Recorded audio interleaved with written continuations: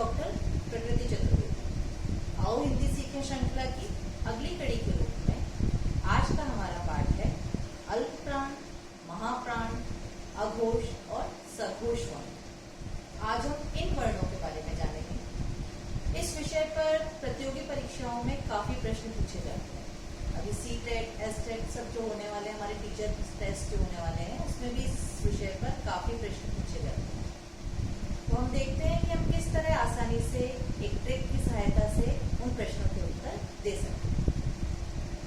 तो इन वर्णों के बारे में जानने से पहले ये आवश्यक है कि हम वर्णमाला के बारे में एक छोटा सा रिव्यू लेते हैं। वर्णमाला के बारे में मैंने अपने वर्ण जो पाठ पढ़ाया था उसमें काफी विस्तृत रूप से जानकारी दी थी।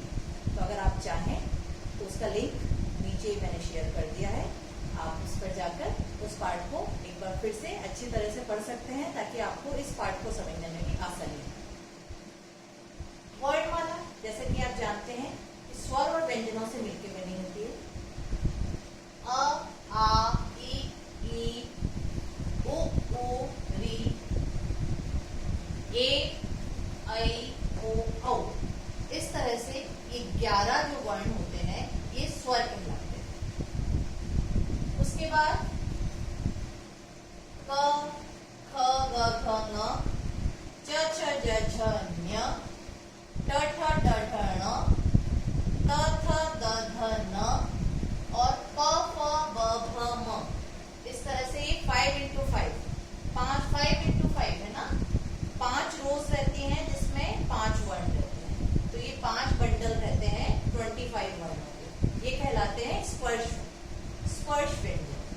इनको स्पर्श व्यंजन इसलिए कहा जाता है क्योंकि इनको बोलते समय हमारा कहीं ना कहीं कंठ से लेके ओष्ठ तक कोई ना कोई भाग के स्पर्श की सहायता से इन व्यंजनों को बोला जाता है। ये मैंने चीजें आपको बताई हैं उस पाठ में, तो आप आसानी से समझ सकते हैं। कैसे इसकी भी मैंने आपको ट्रिक बताई थी कैसे याद रखें, तो ये आप उस पाठ पे जाइए, उसमें आपको आसानी से आप समझ सकते हैं।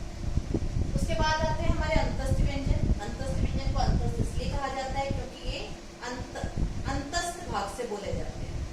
उसके बाद है अंतस्थ व्यंजन है हमारे य, र, ल, व। उसके बाद आता है हमारा ऊष्म व्यंजन श, श, स, ह। इनको ऊष्म इसलिए कहा जाता है क्योंकि इनको बोलते समय ऊष्म वायु बाहर निकलती है। तो मैं आपसे फिर से कहूंगी कि मेरा वर्ण जो पाठ है, जो मेरा पहला वीडियो था, उसको आप जाके फिर से पढ़ें। हिंदी वर्णमाला बहुत आवश्यक है आपको।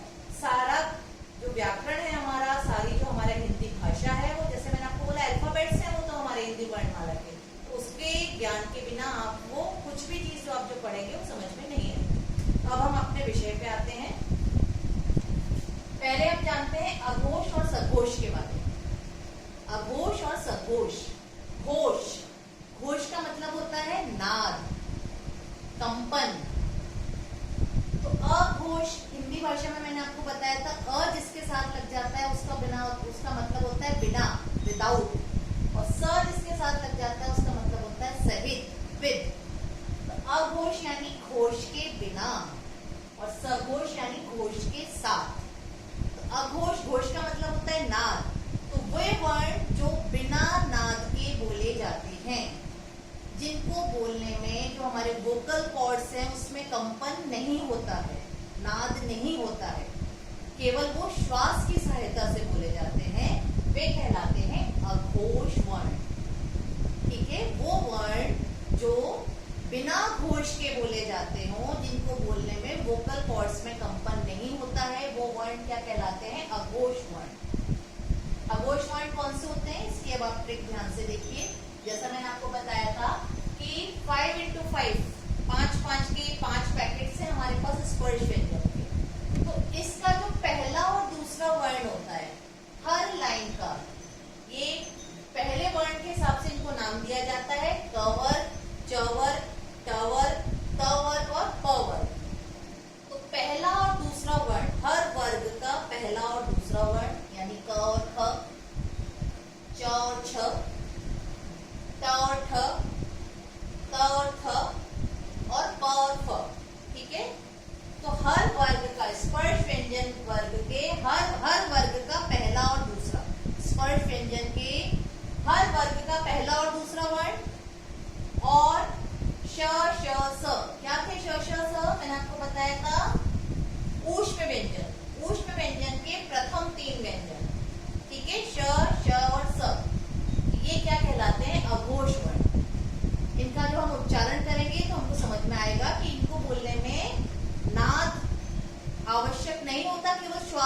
सहायता से बोले जाते हैं। जैसे बोल के देखते हैं हम लोग, क, ख, च, छ, ट, ठ, त, थ, प, फ, श, श, स।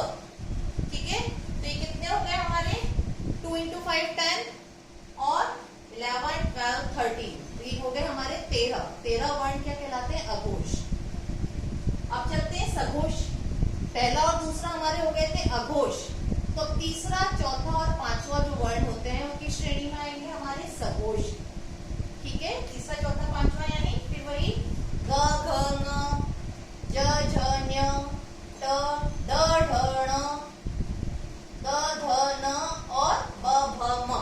ठीक है, ये तीसरा, चौथा, पांचवा वर्ण। और इसी के साथ में अंतस्थ, जो हमारे अंतस्थ व्यंजन थे, य, र, ल, व।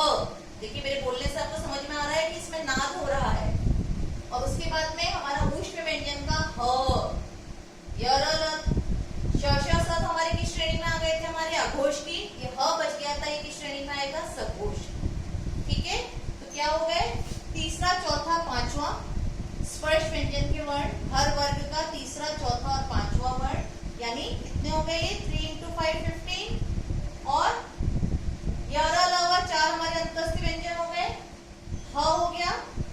और इसके साथ ही साथ सारे स्वर, सभी स्वर, अ, आ, ई, उ, री, ए, ऐ, ओ, औ। ये जो 11 स्वर होते हैं, ये सभी स्वर, ये सभी की श्रेणी में आते हैं सघोष की, क्योंकि इनको बोलते समय घोष की आवश्यकता होती है, नाद की सहायता से ये बोले जाते हैं। तो ये कुल हो गए हमारे 31। तो बहुत आसान सी ट्रिक आपको समझ में आ गई कि आप ऐसे पूरा अलग अलग याद करें पूरे वर्ण, इसकी जगह हमको केवल क्या याद रखना है? 1 2 3 4 5।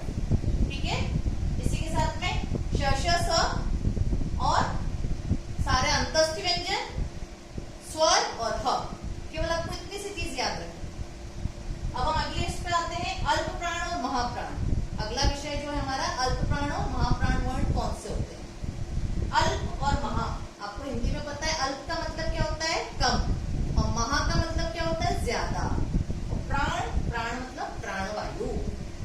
तो वो वर्ण जिनको बोलने में कम प्राणवायु बाहर निकलती है, जिन्हें बोलने में कम प्राणवायु बाहर निकलती है उच्चारण करते समय, वे कहलाते हैं अल्प प्राण। और वे वर्ण जिनको उच्चारण करते समय अधिक प्राणवायु बाहर निकलती हो, वो कहलाते हैं महाप्राण। इसकी भी फिर वही सेम ट्रिक है, देखिए थोड़ा सा उससे अलग है, पर इसको भी मैंने ट्रिक आपको बता दी किस तरह से याद रखें। स्पर्श व्यंजन का पहला, तीसरा और पांचवा स्पर्श व्यंजन के हर वर्ग का, है ना, क वर्ग, च वर्ग, ट वर्ग आपको बताया था, तो हर प्रत्येक वर्ग का पहला, तीसरा और पांचवा वर्ण और अंतस्थ व्यंजन। ठीक है, बहुत आसान सी बात है कि स्पर्श व्यंजन का पहला, तीसरा और पांचवा वर्ण और य, र, ल, व।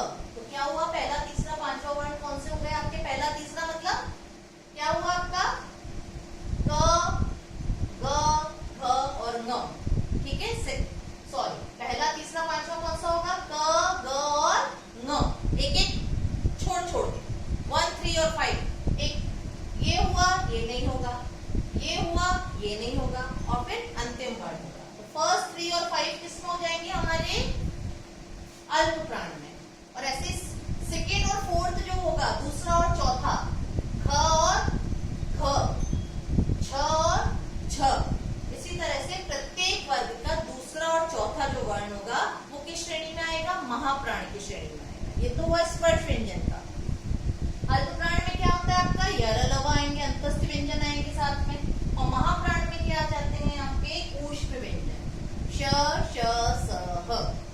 ठीक है, तो बहुत आसान सी चीजें हैं, सिर्फ आपको ये याद रखना है, अल्प प्राण पहला, तीसरा, पांचवा और अंतस्थ व्यंजन, और महाप्राण दूसरा और चौथा और ऊष्म व्यंजन।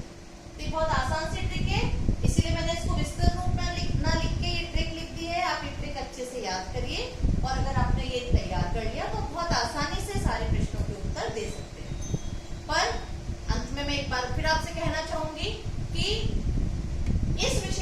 तैयारी और साथ साथ सभी विषयों की तैयारी के लिए ये आवश्यक है कि आपको वर्णमाला क्रमवार रूप से कंठस्थ हो।